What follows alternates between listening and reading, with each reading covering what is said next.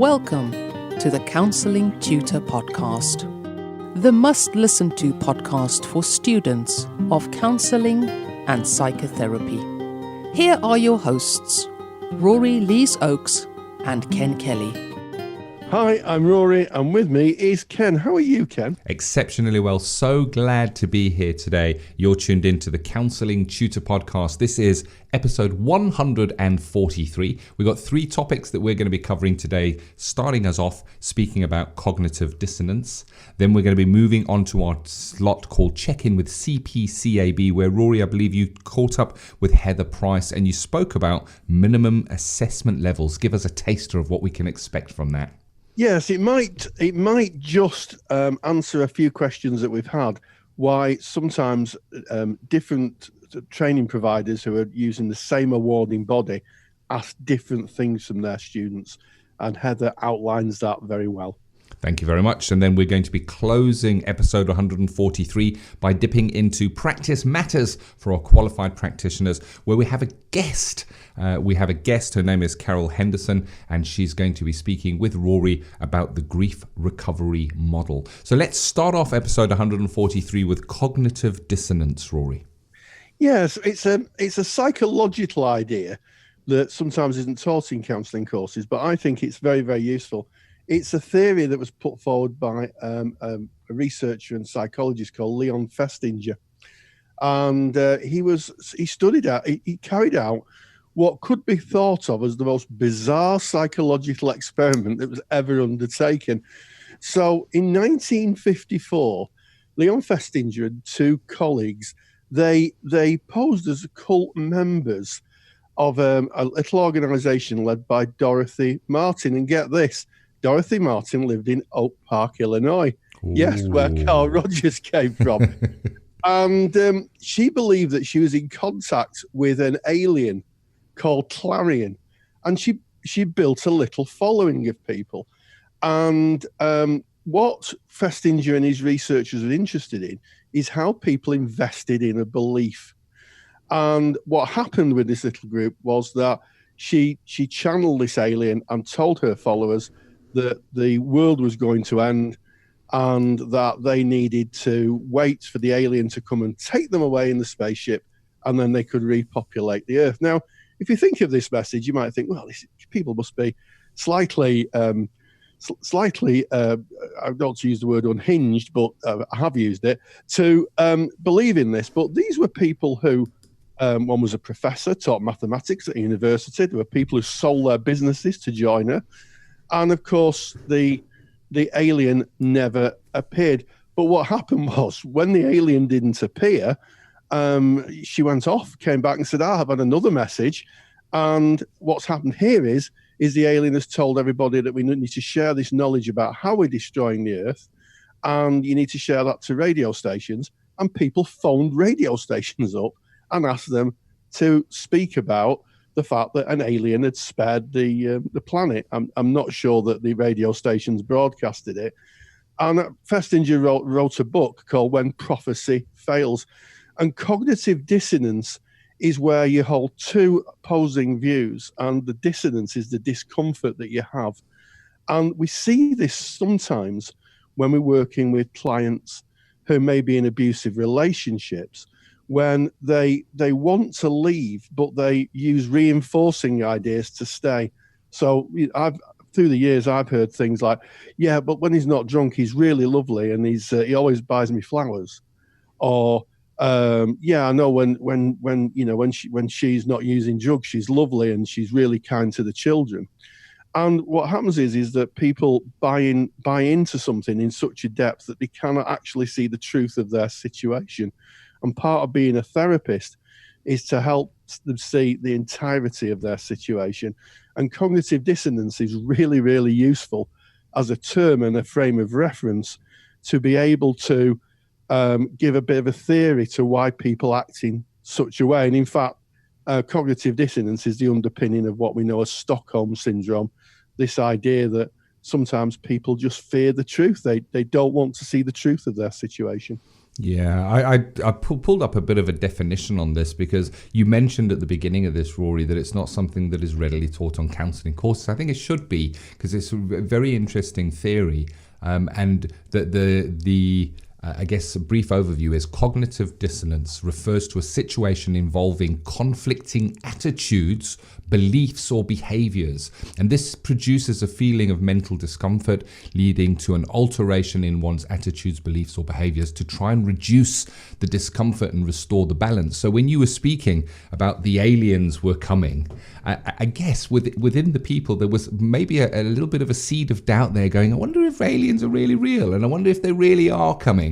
And the cognitive dissonance is kind of looking for evidence to kind of quieten that other voice so that there's not this internal dialogue going on. And as you quite rightly did, Rory, you kind of link that into what we might see in therapy, abusive relationships, somebody coming in and they're conflicted inside. They may love the person that they're with, but at the same time they're in an abusive relationship. So they have these conflicting beliefs within themselves and they're looking for a way to rationalize it. They're looking for a way to justify it. And it's tough. It is tough. And what I would say is that it's easier to change perceptions than beliefs. You know, if we here in the UK, we have football. If you're listening, maybe in the US, it's called soccer. And we have two teams, certainly in my part of the world, Manchester United and Manchester City. And, you know, if you have a lifelong Manchester United supporter, what would you have to do to get them to want to support another football team, another soccer team? And the answer is you'd have to do a heck of a lot, because once people believe in something, it tends to become ingrained. So the therapist's work is to work and try and help the client see the entirety of their situation, not just the part that the kind of rose-colored glasses part of their situation. And it is uncomfortable. And, you know, as we know in phenomenology, everybody knows the truth. Yeah. You know, it was John Schleen who said, you know, we might have denials, cover-ups, lapses of memory, but we are the ultimate source. And what he was saying in that little bit of a quote there was that underneath all these defense mechanisms, we actually know what the situation is. Yeah, and I guess if we look within, which we're asked to do in our training to become counsellors, psychotherapists, and ongoing after training as well, if we look within, we may be able to spot elements of cognitive dissonance within self. I know, looking back in my younger years, Rory, I've been in relationships where all the signs were kind of indicating that this relationship was coming to an end, it was over, but inside me I didn't want it to be over, and there was this conflict, and I was looking for anything to rationalize why it wasn't over and really push that. So and we're called to challenge our beliefs, as you say, Rory. It's difficult to change a belief, but we're called as counselors to really examine our beliefs. And I guess that's a tough ask of us as counselors and psychotherapists. I think one of the more difficult things of becoming a counselor, certainly more difficult than learning the theory for me, was examining my own beliefs and realizing they were just that. They were beliefs that I held. They weren't necessarily truths, although I may have called them truths, my own truths. Yes, absolutely. And this theory is sometimes called buyer's remorse, where people have bought something, it's quite expensive, and they look at it and they go, oh, you know, I bought these Gore-Tex walking boots, and they were £200. And I've spent a lot of money on it. And then what happens is there's this process saying, but they're Gore-Tex, and they've got a Vibram sole, and they've got they've got this outer supporting ankle structure, and they've got this, and on to justify getting rid of that feeling and buy into the belief. It's something that happens, I think, to all human beings, and I think it's a fascinating process. £200, Rory. You see, that's the conflict, isn't it? When you're kind of justifying it with, they're Gore-Tex, they're waterproof, and there's the other part that's going, it's £200, and therein lies that conflict. It's an interesting topic, and Rory has created a super duper handout on cognitive dissonance, and you can get this for free. You just need to go to our website, which is counsellingtutor.com. 2 L's in counselling, we spell it the UK way, counsellingtutor.com.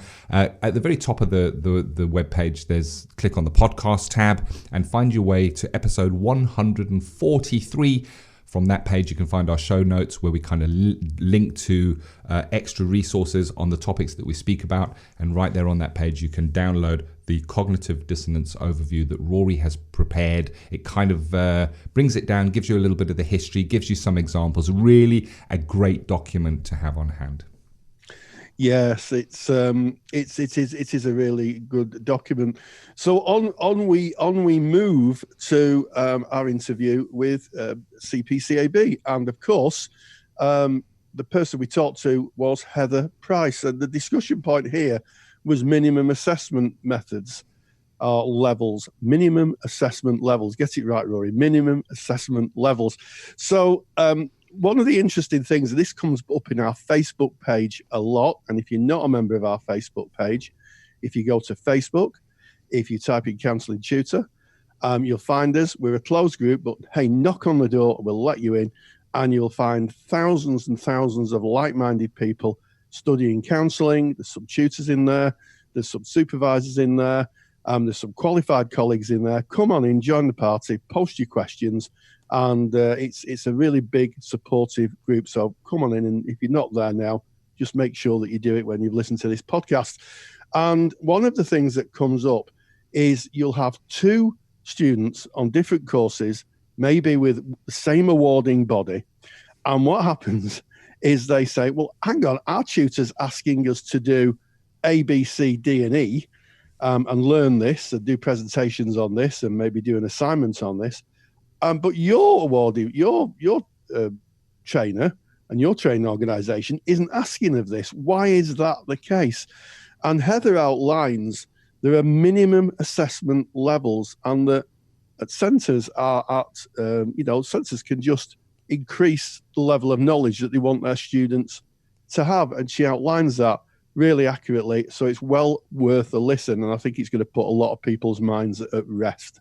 Well, let's check in with CPCAB. Check in with CPCAB. And we welcome Heather from CPCAB. Welcome, Heather. And you're going to be talking today about assessment requirements, how qualifications are assessed. And you're going to be talking about the minimum assessment requirements. Yeah, that's right. I think there's sometimes some confusion, Rory, over what we as the awarding body require and what each individual centre might require. So as the awarding body, we lay down the requirements for internal and external assessment. External assessment tends to be self-explanatory, and we don't change that really. If ever we do make changes, they would be major changes, and we would let tutors and centres know about that with plenty of warning. Internal assessment, so the work that goes into the portfolio and everything around that, as the awarding body, we lay down what are called the minimum requirements. So this is what centres must absolutely include in their training programmes. When they apply to us to run a particular qualification, they say how they're going to do this and what they're going to put in terms of internal assessment. And as long as they're meeting our minimum requirements, they might be putting in some additional things, which is okay with us as long as it's not completely over the top. But that's where the confusion can begin. So a student might look at what their centre is asking for, and it might say, for example, a book review. They might look at our assessment requirements on the website, and it doesn't mention a book review. So they might think, well, why is my centre asking me to do a book review and CPCAB is not? And then we get phone calls or emails saying, what's going on here? My centre is asking me to do something that you haven't stipulated. So our answer always is, well, the centre is free to put in additional things as long as they are above our minimum requirements. Yeah, so that makes a lot of sense. So I guess what I'm really hearing is that as a qualification, so say for instance you're doing the level 4 qualification, there are two distinct elements to it. The first element is the internal portfolio, which is the work that's done through the arc of the training year or 2 years, put together at the end, which is a completed piece of work. Yeah. The second element is the exam. Now, the exam never changes. There are things that are on the exam that the centre itself can't add into. This is you saying as an awarding body, this is what we have. This is the menu. This is what we have, and that needs to be hit. But internally, what can happen is that for the internal portfolio, tutors can look at the specifications, because all awarding bodies have a specification. Like if you're specifying a car or a phone or something like that, it tells you what would be expected. And then what happens is that a tutor can look at that. They produce a scheme of work, what's doing every week. They send that to you and you approve it, I presume. Yeah, that's right. And then what happens then is a tutor then can add additional learning. So it might be a tutor has, say, for instance, a interest in a particular part of person-centered therapy, which they may want to teach and test through journals or through written work or through any sort of feedback, how much the learner understands. That's where the confusion is, because the learners are downloading your basic specification and saying, well, book reviews ads on this and this isn't on this. Would that be a useful summing up? Yeah, that's absolutely accurate. That's right. And I think at level 4, the area where we get most queries is around the number of hours of personal therapy. And we say, CPCAB say, a minimum of 10 hours, which over a 2-year course is not very much. Most centres, I would say, set more than that. Now, as long as it's still a reasonable amount, I mean, some go up to 40 hours over the 2 years, we would say that's okay. If it was getting much above and beyond that, we might say, well, hang on a minute, maybe that's putting an extra burden on the students that they don't need. But equally, if it's just 10 hours asked for in the centre, some people might think, well, that's not very much, but they are adhering to our minimum requirements. And we set that because, although it doesn't seem very much, CPCAB never wants to disadvantage any students. And if we set the minimum as 40 hours, that could put a heavy financial burden on students, and it's not our role to do that. So we set an absolute minimum of 10 hours. The centre can ask for what they want, as long as they've written that clearly in their handbooks. Yes, and I guess that they've clearly articulated that at any initial meetings they may have with learners who before they sign on.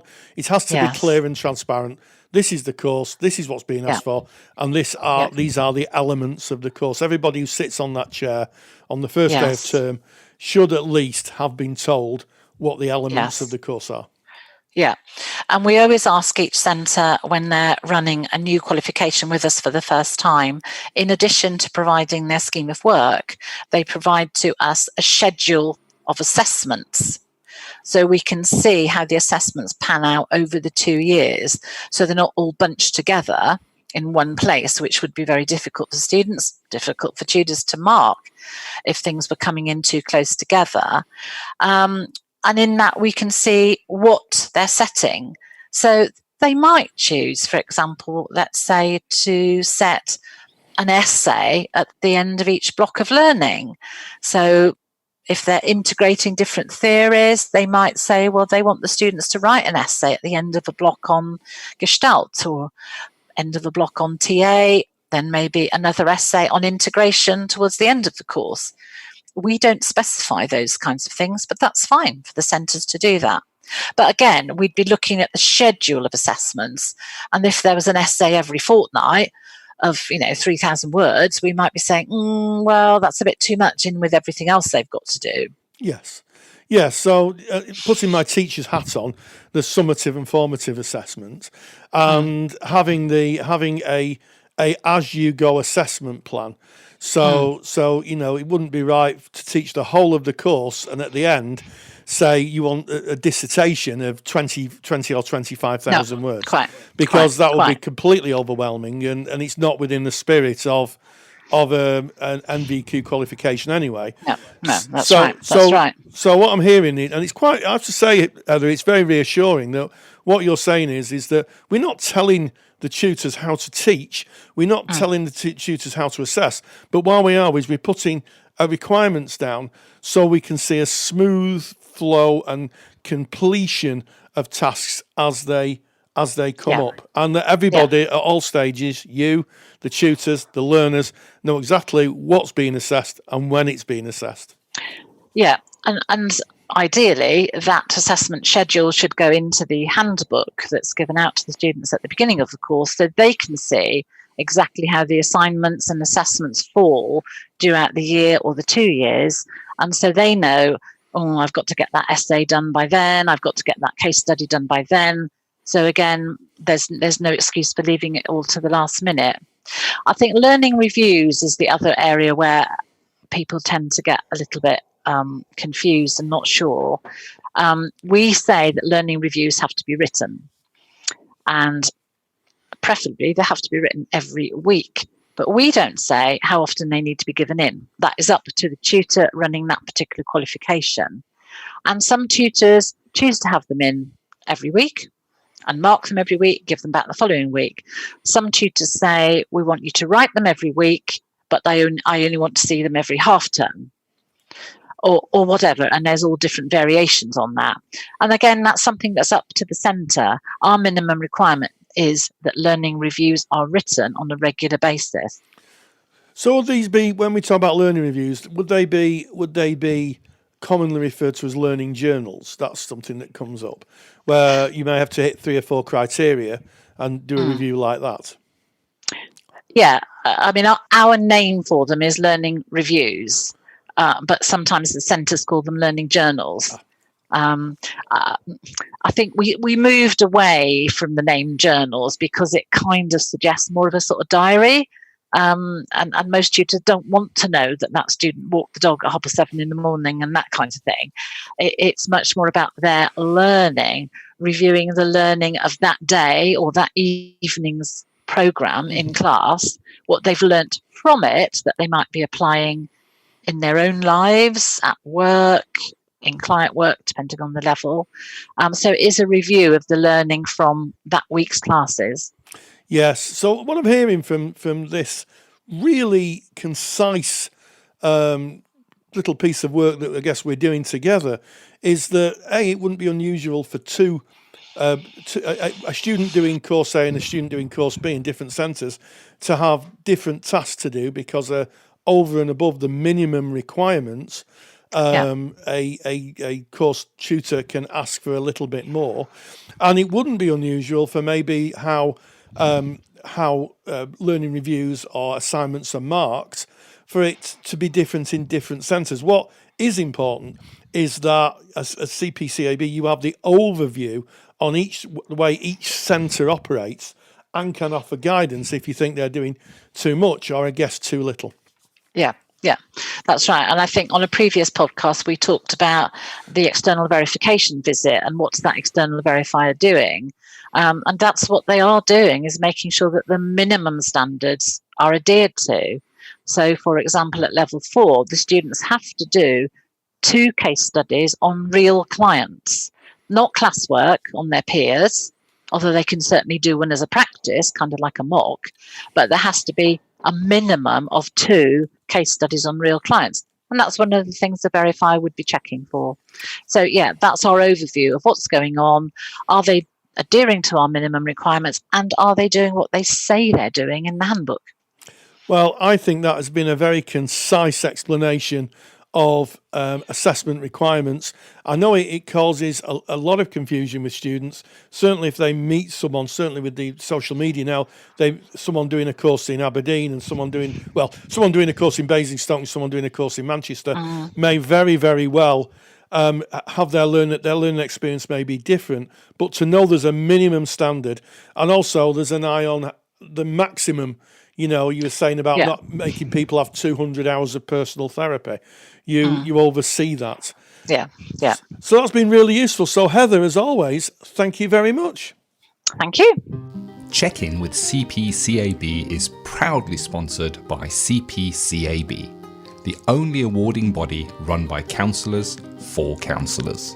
To learn more about CPCAB qualifications and to get more detailed information on today's podcast topic, visit cpcab.co.uk. Well, there you go. I think that Heather's really outlined that well. And, if you're being asked in your course to do things maybe that someone else doing another course with the same awarding body, and this just isn't CPCAB, all awarding bodies would work this way. That's the answer. There's a minimum assessment, and then tutors can teach above and beyond that. Well, thank you very much to Heather and to you, Rory, for that. Moving on to Practice Matters, where we kind of delve into what we might come across in practice and the area of continuing professional development, or CPD. And today we have a guest. So we're very privileged to have Carole Henderson, who from Grief Recovery Europe. She's the managing director of that company, speaking about the grief recovery model. Now, I want to be clear here that CPD is about expanding your horizons. Now, Carole is not a counsellor. She's not a therapist, and she doesn't profess to be so. What she has done is she's studied the grief recovery model, which is delivered not necessarily by therapists, but it has great therapeutic application. So as counsellors, as psychotherapists, we need to broaden our horizons slightly to know what's out there, to know what is available for our clients. And Rory, you met up with Carole to have this chat. Yes, well, it's the second time I've spoken to Carole. I had the pleasure of speaking to Carole. And I first spoke with her, I think, about 5 years ago when she was just starting out with the grief recovery method.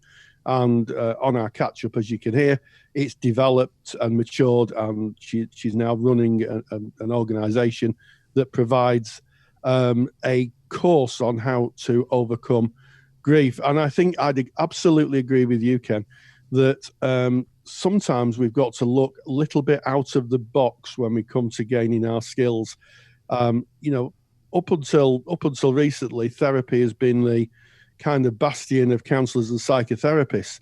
But it's interesting that there are models being developed that can be delivered by lay people who've not got counselling qualifications, and they're very effective.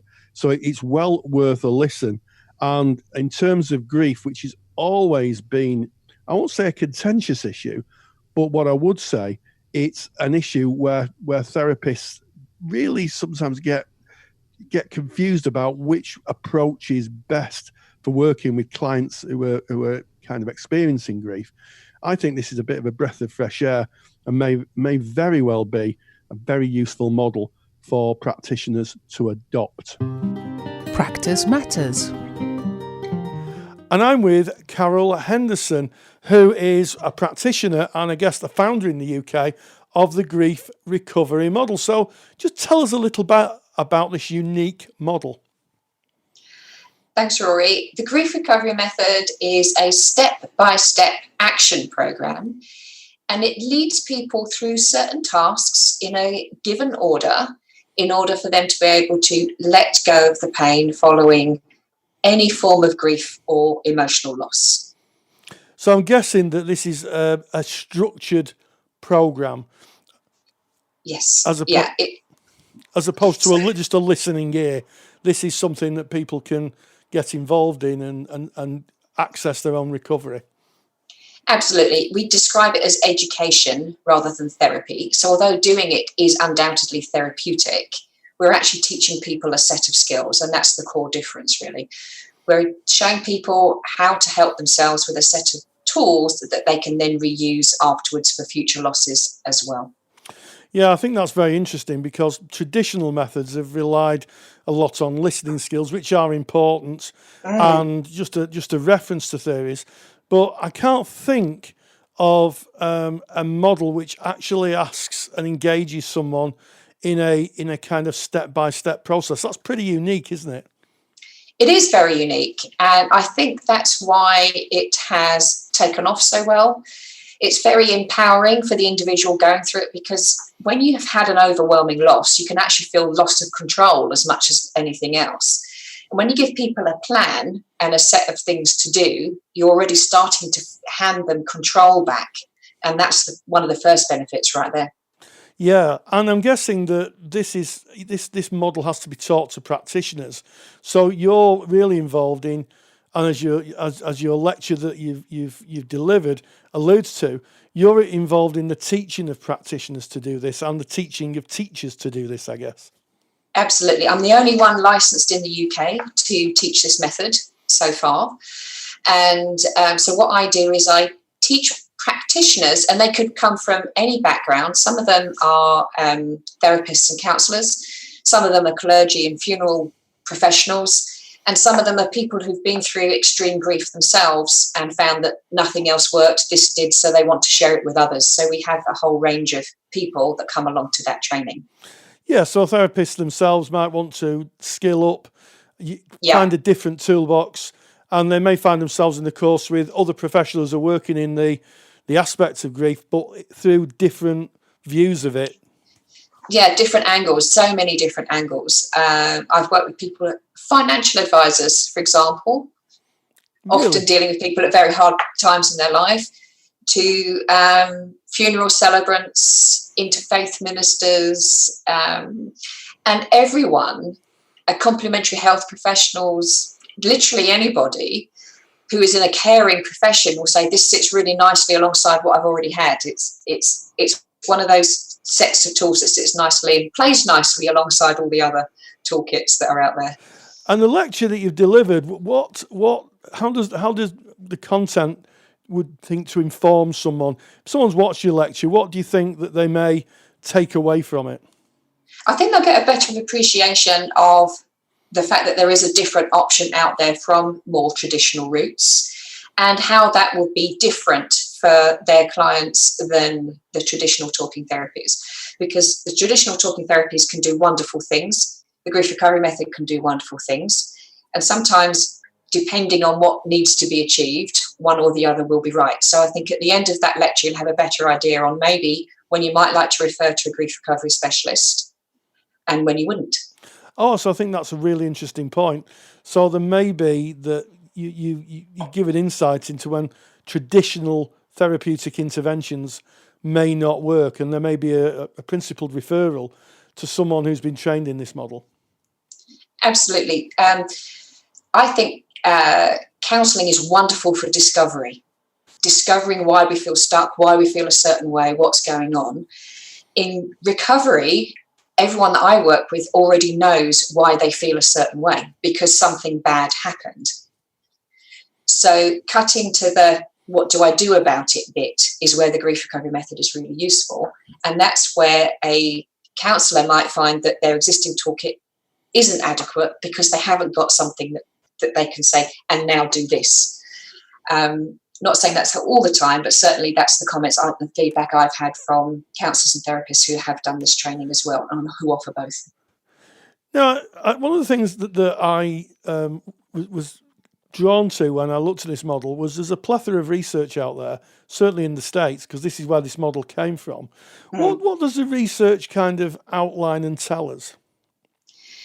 The research tells us that behaviours like drinking, smoking, gambling reduce having done the grief recovery method, and behaviours like meditating, prayer, exercise, and randomly shopping, one could argue whether that's a good or a bad one, increase after doing the grief recovery method, which I found fascinating. So it's not only that people report feeling better, is that their actual behaviour changes as a result of doing this program. Yeah, it sounds like people become less introspective around what's happened to them and more engaging in the outside world. You know, we had a nice smile at shopping, but shopping very much is a social, getting out, visiting places, and it's a kind of social dialogue, isn't it, that people have. I'm going shopping, I'm going out with my friend, I'm going to wherever I'm going. And I would describe it as they're living again rather than existing. Yes. So they're re-engaging with their own life. And that's my mission, is to help people re-engage with their own life rather than just get through the day. And I think that's a wonderful affirmation, because, you know, with loss and grief, and I'm sure there'll be a lot of people listening to this, may very well be just trying to get through the day.